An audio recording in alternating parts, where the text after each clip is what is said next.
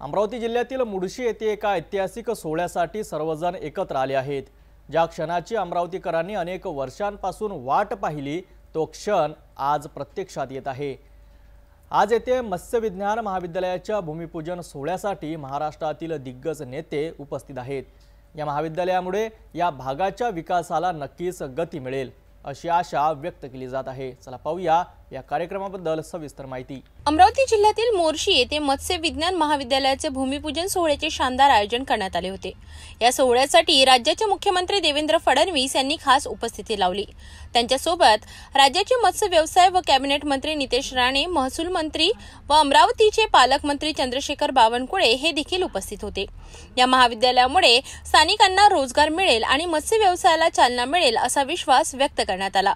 या भूमिपूजन सोहळ्यात अनेक महत्त्वाच्या व्यक्तींनी आपली उपस्थिती दर्शविली। यामध्ये तिवसा मतदारसंघाचे आमदार राजेश वानखडे, अचलपूरचे आमदार प्रवीण तायडे, मेळघाटचे आमदार केवलराम काळे, मोर्शीचे आमदार उमेश यावलकर आणि राज्यसभेचे खासदार डॉक्टर अनिल बोंडे यांचा समावेश होता।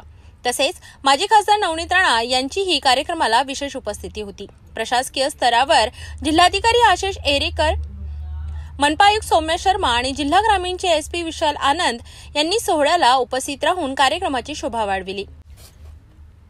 या महाविद्यालयाच्या स्थापनेमुळे परिसरातील विद्यार्थ्यांना उच्च शिक्षणाची संधी उपलब्ध होईल आणि मत्स्यपालन क्षेत्रात आधुनिक तंत्रज्ञान वापरता येईल।